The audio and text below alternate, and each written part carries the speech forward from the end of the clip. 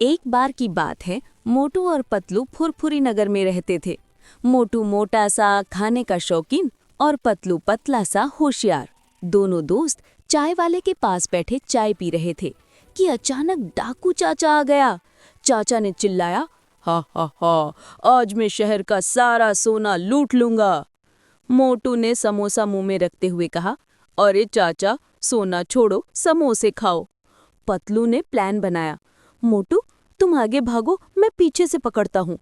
चाचा ने बम फेंका, बूम, धुआं फैल गया। मोटू खांसने लगा, ओए मेरी चाय। पतलू ने रस्सी पकड़ी और चाचा को फंसाया। मोटू ने अपना पेट आगे किया, चाचा टकराया और गिर पड़ा। बस करो चाचा। पतलू ने पुलिस को बुलाया। चाचा पकड़ा गया। डॉक्टर झटका ने कहा, अरे वाह, तुम दोनों हीरो हो। मोटू ने समोसे खाते हुए कहा, दोस्ती की जीत। पतलू हंस पड़ा। फुरफुरी नगर खुश, मोटू पतलू की जय जयकार।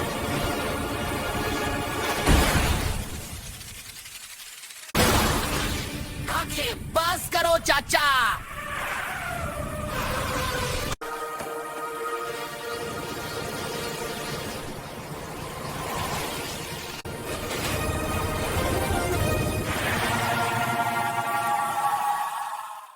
अरे वाह, तुम दोनों हीरो